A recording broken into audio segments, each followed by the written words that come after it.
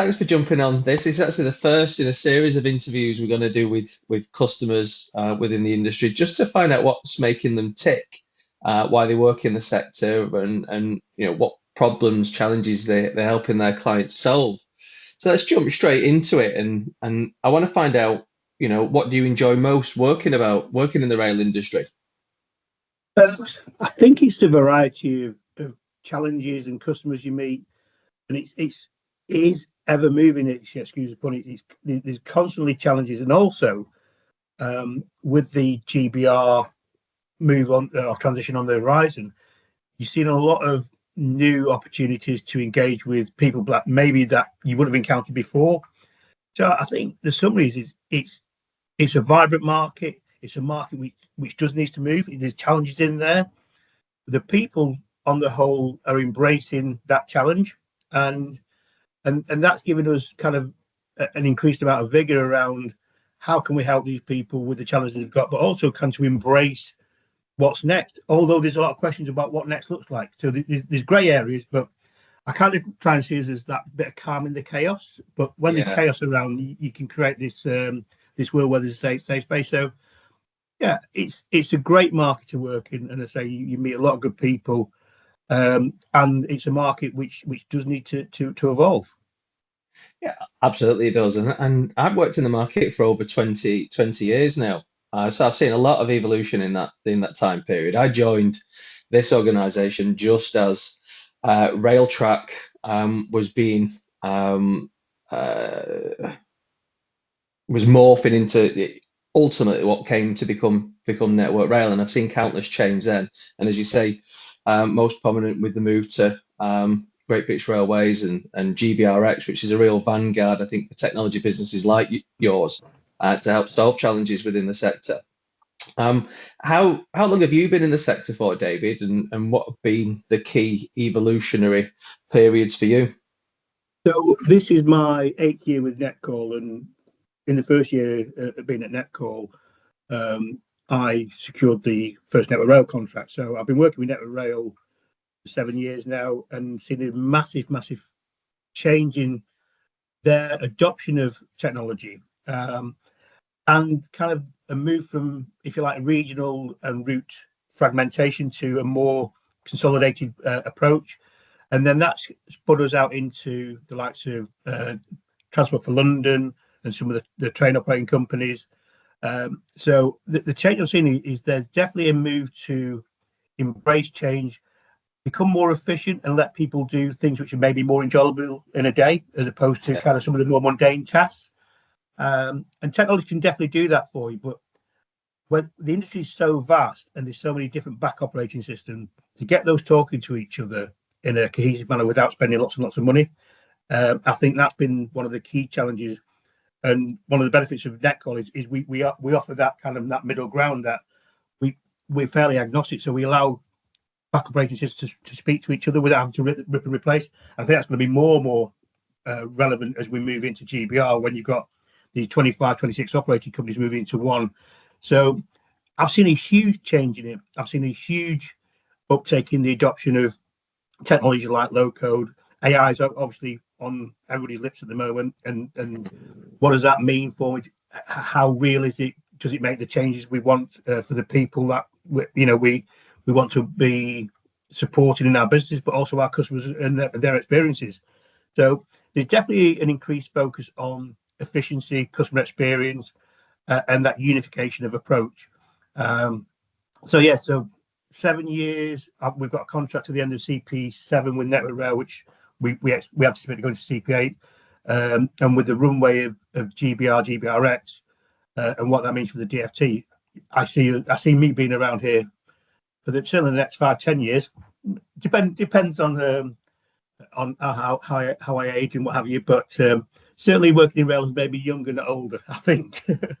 I would agree. I think everyone's got quite a zest for the industry, quite a zest for success within the sector. And what you were saying there about your timeline, starting within Netcall 8 years ago, winning the first contract with Network Rail. For me, that's kind of about the time when things started to shift in the rail industry, and since then, in terms of working with technology providers and the adoption of technology.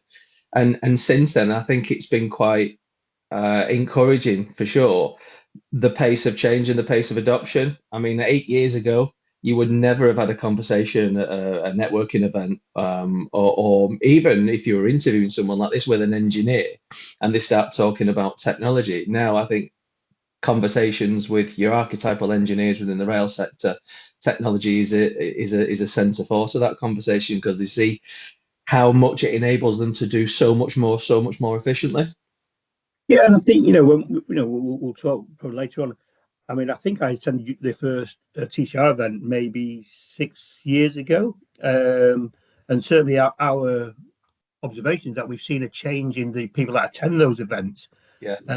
And without bigging up your platform too much, it does give you it allows you to maybe talk to people that you wouldn't normally have associated with being interested in your technology. So there's definitely a new wave of people that want to talk to you, and it's broke out of the traditional IT sphere into what does my business unit need, and is there a technology that I can embrace that will help my region or my business unit, without having to necessarily sit in an IT queue. So again, that speed of change is absolutely more and more prevalent. Yeah, I 100% agree. You talked about some of the sort of key customers that you work with, the network rails, your TFLs, etc. But let's have a conversation about what does Netcall actually do within the sector, and how are you helping your clients? So we see the sector as merged into kind of one big community, and I think if you network rails, track, and then the top of train, those two are coming together at quite a pace, and GBR is the vehicle for that. And our key goal is to unify those two areas and give the people that require support maybe that calm in the chaos, because there's so many moving parts in this at the moment, and you're not going to be able to do everything at once because it's such a huge task. You've got 25 different operating systems. You've got network rail. You've got DFT. You've got TFL. You've got GBR. There's loads and loads of moving parts. So what we try and give people is that we can help you with your day-to-day task, but it's in line with the long-term strategy. And our goal has been like that. So since we first engaged with Network Rail, where we started in HR, training, and track support, that's now broadened across all their key disciplines, whether that be finance, procurement, health and safety, governance, land and consent. So we crossed the breadth of requirements, and that we say we revolutionize your kind of customer experience via automating and making transformation faster. And it's hard to pick out one unique use case for that because there's so many. And for the unit you're dealing with, or the people you're dealing with, it's really, really important to them. It may be not important to the wider community, but at the end of the day, the person who sat on the end of a laptop, a PC, or a telephone, or an iPhone, they don't really care what the technology is behind it. They just want to see the change. So we don't mind being the invisible bit of technology, but we want people to be aware that there's a place you can go which will address your transformation requirements, that efficiency gain faster, probably at a cost you thought wasn't achievable, and will address your needs in conjunction with the strategic needs of the business, but also with one eye on what the future may hold. And I stress there's a lot of unknowns at the moment. So I'm speaking to Network Rail, TFT, and others, and some of the train operators, and they're not quite sure where they're going, because if you sit in the DFT operator, your franchisee is kind of gone. GBR doesn't start. So what do you do in that middle ground without spending lots and lots of money? And that's where we can come in and help. And we're working with Network Rail to offer kind of a central service for some of those train operations, which hopefully we'll be able to release fairly soon. So again, it's addressing what's needed today in line with strategy. A lot of our stuff is now AI driven, which gives you speed, gives you automation at pace, and at a really low barrier to entry in terms of cost. And I imagine for you, most of the projects that you work on, whether it's for a new client or whether it's a new project with an existing client, none of these projects have a linear path. You need to be really agile as a technology partner to be able to deliver precisely what the customer wants.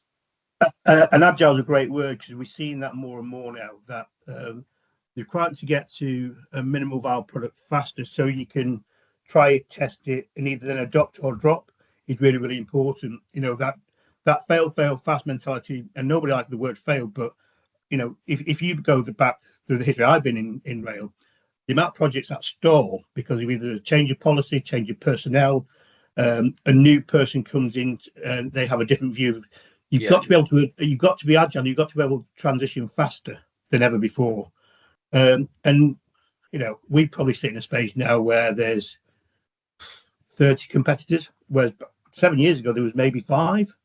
So there's a lot of there's lots and lots of noise around what we do, and lots of people that have come into the market, and they don't. I think you need a history of this market, and 7 years is by no means a long history. But when you meet some of the people at the events we go to, who've been here for decades.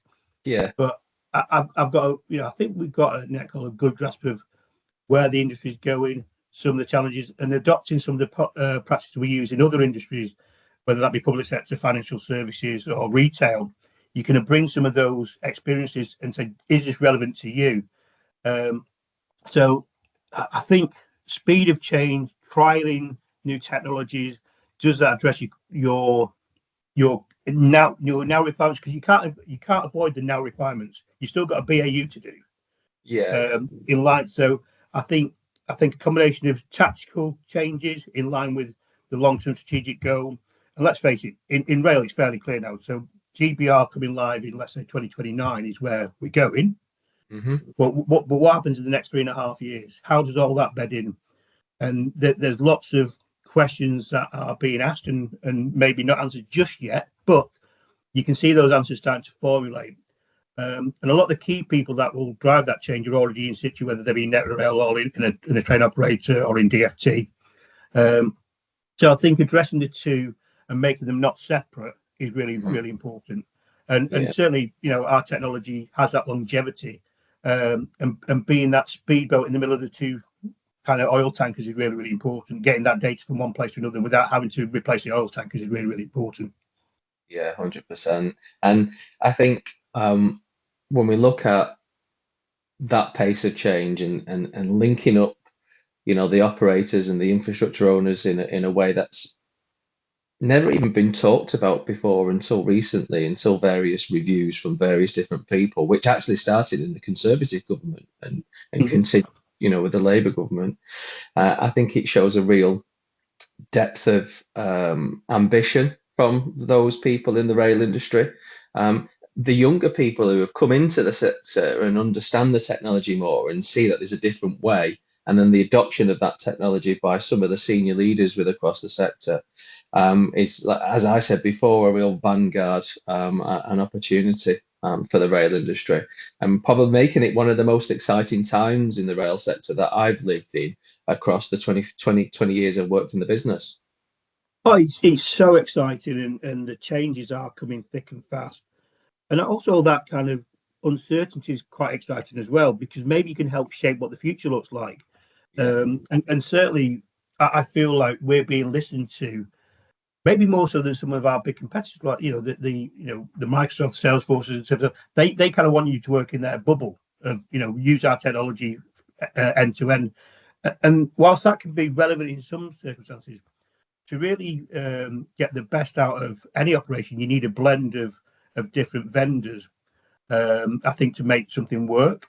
And us being that agnostic middleware, we're not precious, or we don't have an ego about being everything, but we want to be an important cog that helps you do things better. And more so now. I remember when we first got into Network Rail, I think the question was, we're a 40 million pound turnover UK business. Why are we playing in this big space with these massive companies? And now that question isn't asked anymore. They see the value, not just us as a SME in the UK, but other SMEs adding their niche knowledge and power to drive change.